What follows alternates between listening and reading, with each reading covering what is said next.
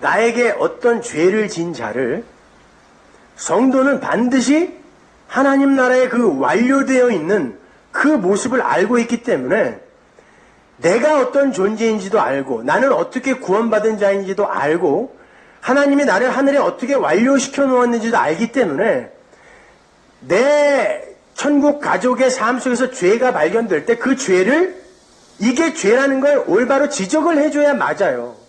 그건 사랑입니다. 그런데 우리 이 인간의 죄성이 누가 나의 죄를 지적하면요, 그래 회개해야지 이게 안 되고 너는 이렇게 나온다고요. 너나 잘하세요 이렇게 된단 말이죠. 근데 예수님 뭐라 그러냐면 그렇게 너나 잘하세요 하면서 말을 안 들으면 두세 명을 더 데리고 가라 그래요. 자, 두세 명 더 데리고 가서 너 이렇게 죄졌잖아 라고 하면 그 사람이 세 명이나 왔어? 이러고 회개하나요? 아니에요. 왜 마이크 대고 얘기하지? 온 동네에다가 이제 세 명한테 얘기해서 얘들까지 데리고 왔니? 더 튀죠. 그러면 교회에다 얘기하래요. 고자질 하라는 얘기가 아니라 성도는 죄가 무엇인지 반드시 지적을 하여 그 죄가 어떻게 해결되어졌는지를 배우고 가야 하는 존재잖아요. 그러니까 교회는 서로에게 죄를 지적해 주는 게 맞아요. 설교도 마찬가지예요. 회중들의 죄를 두루뭉실하게 이렇게 가려주고 막아주는 게 아니라 완전히 빨가벗겨서 폭로시켜 버리는 거예요. 그런데 그 죄를 누가 어떠한 방법으로 용서를 해줬는가, 이거를 배우고 가는 거예요. 우리는 이 인생 속에서요. 그런데 그것도 안 들으면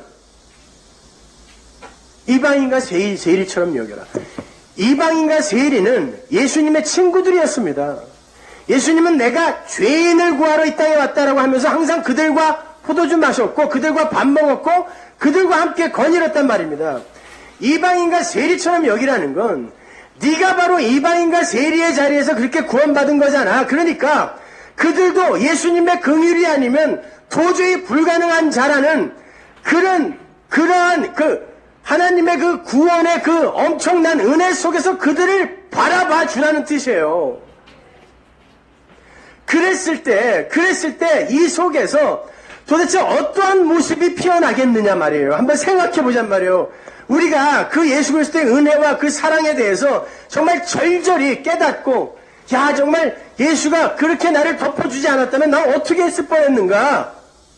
그걸 저마다 깨닫고, 그렇게 누군가의 약점이 보이고 누군가의 허물이 보였을 때 내가 바로 저런 모습이었는데, 그런데 하나님이 나를 덮어줬으니까 저에게도 하나님의 긍휼이 임했으면 좋겠다라고 두세 사람이 모여서 기도할 때 하나님이 천국에서 이미 완료되어 있는 현실이니까 이 기도는 반드시 응답된다는 뜻이란 말입니다. 두세 사람이 모여서 기도하면 뭐든지 다 들어줄 게가 아니라, 그러니까 두세 사람이 모여 있어서 거기에서 어떤 경쟁과 시기 다 전부 내가 하나님처럼 되고 싶어 하니까 그게 죄잖아요. 그 자리에 하나님이 함께 하시면서 너희들을 내가 어떻게 구원했는지 반드시 가르쳐 줄 거란 이야기란 말입니다. 그러니까 교회에서는 바로 그러한 낮아짐, 자기 부인의 상이 맺혀지는 거예요. 로마 교회에 그 상이 맺혀졌다니까요. 그렇게 자기들이 어떤 존재인지를 알고 하나님이 얼마만큼 큰 은혜로 자기들에게 부어줬는지를 아니까 그 하나님이 끌고 가는 이 인생길을 그냥 순응하면서 수긍하면서 끌려가는 거예요. 그러니까 하나님의 영광이 드러나고 그들은 하나님께 장악되어 있다는 이 믿음의 현실이 드러나게 되는 거예요. 대단한 걸 하는 게 아닙니다. 살아있으면 되는 거예요. 하나님에게 공격당하면서 무장해제 당하면서 살아있는 게 바로 믿음이란 말입니다. 그래서 예수님이 그 이야기 바로 밑에 베드로의 이야기를 덧붙이는 거예요. 이 이야기 바로 밑에. 베드로가 이 이야기를 듣자마자 뭐라 그래요? 그럼 주님 7번 용서하면 되나요? 그걸 물어보잖아요. 바로. 보세요. 지금 예수님은 니들은 누굴 용서할 수 있는 존재가 아니라 용서를 받아야 하는 존재야. 그걸 아는 자만이 네가 이방인과 세리였다. 용서를 받아 구원받은 자라는 걸 아는 자만이 다른 이들을 이방인과 세리로 여길 수 있어 라고 이야기를 하는데, 곰방 베드로가 7번 용서하면 되나요? 이렇게 나온 거예요. 예수님이 70번씩 7번 용서해라 그래요. 그 말은 무한대로 용서하라는 거예요. 완전수거든요. 거기다가 10까지 곱했잖아요.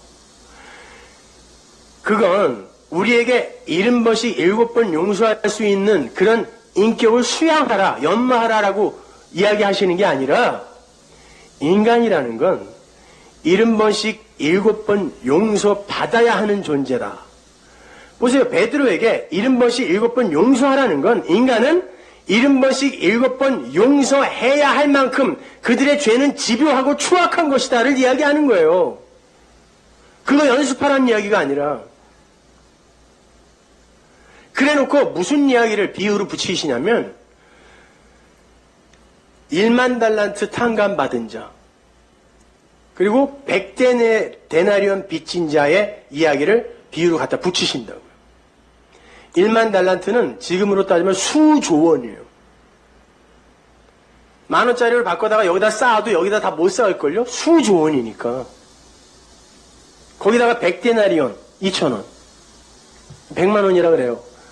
100만 원. 자, 수조 원을 탕감받은 이가 고작 100만 원 자기에게 빚진 자를 발견했다고 해서 그걸 그냥 감옥에다 쳐놓는다는 이게 말이 돼요? 수조 원이 나에게 공짜로 주어졌어요. 그런데 100만 원 그까짓 거, 수조 원 옆에 100만 원, 이건 코 푸는 종이도 안 돼요. 이거는요. 저에게 수조 원 생기면 내가 1억씩 드릴게요, 여러분한테. 그래도 내가 한 5조 원 중에 여러분에게 1억씩 드려도 4조 9,500억이 남아요. 근데 100만 원? 근데 왜 그런 일이 벌어졌어요? 그가 탕감받은 수조 원은 빚이라는 내 손에 쥘 수 없는 관념이란 말입니다. 그냥 그건 탕감받은 거예요. 근데 100만 원은 내가 이놈 때려서 받아내면 내 손에 쥘 수 있는 거거든요. 이게 우리의 사고란 말입니다. 우리는 우리가 하나님으로부터 용서받은 이 죄가 얼마나 무섭고 더러운 건지 모르는 거예요. 그러니까 관념으로만, 그래 나 용서받았지 이러고만 알고 있는 거예요. 그러니까 자기에게 요만큼 100만 원의 위해를 가하는 일을 용서를 못하는 겁니다. 그러니까 우리가 내가 용서받은 게, 내가 탕감받은 게, 하나님으로부터 선물 받은 게 그 수조 원이 뭐예요? 하여튼 어마어마한 가치가 있는 것이라는 것을 알기 위해 첫 번째 해야 될 게 뭐예요? 내가 얼마나 큰 죄인인가를 아는 거란 말입니다. 그래서 우리의 인생 속에서 이 교회 안에서 하나님이 우리의 죄를 수시로 폭로시켜내는 거예요. 그때에 우리는 말씀 속에서, 그 은혜의 말씀 속에서 내가 어떠한 은혜를 받았는가를 말씀 속에서 배웠으니까, 아, 내가 바로 그 어마어마한 죄를 용서받은 자지, 저에게도 하나님의 은혜가, 긍휼이 임했으면 좋겠다, 이리로 가는 거예요. 그래서 설교 시간에는 은혜 이야기, 십자가 이야기, 우리의 죄 이야기, 이거 위에 다른 이야기 하면 안 되는 거예요. 그래야 내가 탕감받은 게 진짜 가치로 여겨진다니까요. 근데 내가 만져본 적이 없기 때문에 고작 나에게 100만 원 빚진 자를 두들겨 펴갖고 감옥에 쳐넣는 것입니다. 아니라는 거예요. 그들도 이방인과 세리예요. 나도 이방인과 세리예요. 그러니까 그냥 그것들이 아무것도 아닌 것처럼 여겨지게 되는 그 자리로 내려가는 그 과정 전체, 그것이 믿음의 상으로 교회 안에 나타나게 되는 거예요. 그러니까 반드시 여러분의 삶 속에서는 그러한 흔적들이 나타나야 됩니다. 바람이라는 걸 우리가 붙들어서 이걸 분석하고 논리적으로 정리를 해서 누구에게 제시는 할 수 없지만, 바람이라는 이 실체는 항상 상을 맺잖아요. 바람이라는 실체가 불면 나뭇잎이 흔들린다던가, 아니면은 의자가 날아간다던가, 물결이 출렁인다 말입니다. 마찬가지로 성령의 바람이 우리의 삶에 불면 그까짓 거 아무것도 아니야. 이게 된단 말이에요. 세상이 점점 부정이 되고 부인이 되어져 간다고요. 그러니까 그러한 처절한 도살할 양 같은 현실 속에서 로마 교회가 살아있었던 거예요. 내가 어디로 끌려가는지를 아니까. 여러분에게서 그러한 믿음의 상이 나타나고 있냐고요.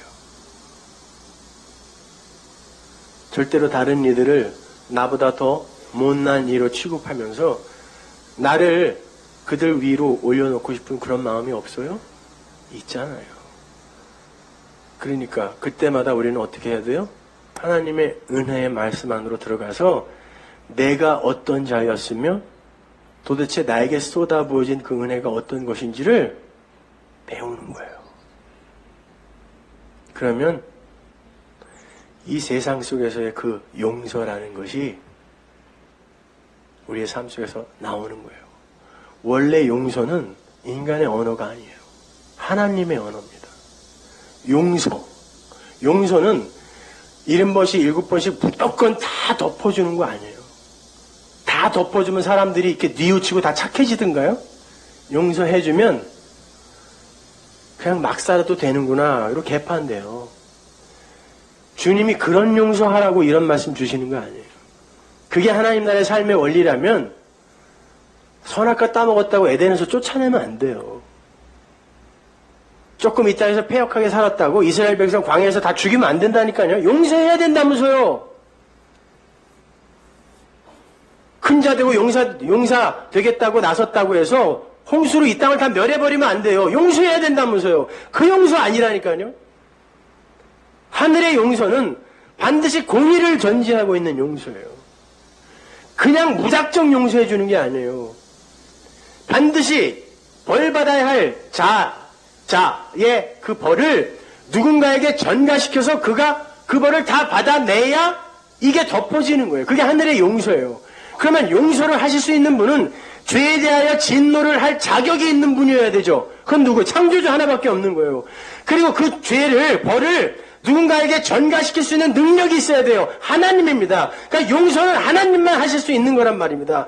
그런 용서 많이 하라고 하는 게 아니라 그 용서를 받은 너희들이 이 세상에서 도대체 그렇게 작은 위해거리를 갖고 그렇게 안달복달하면서 살아야 되겠니? 라고 이야기하는 거예요. 그 모습이 로마 교회에 나타났다면 우리 소문화 교회에 그 상이 맺혀져야 돼요. 반드시. 그래서 여러분은 말씀 속에서 계속 무장 해제를 당해야 됩니다. 여러분이 어떤 존재인지를 폭로당하셔야 돼요. 그리고 그걸 덮으신 예수님의 은혜가 어떤 것인지를 반드시 깨달아 아셔야 됩니다. 그게 여러분이 맺어야 할 상이고 삶이에요. 기도하겠습니다.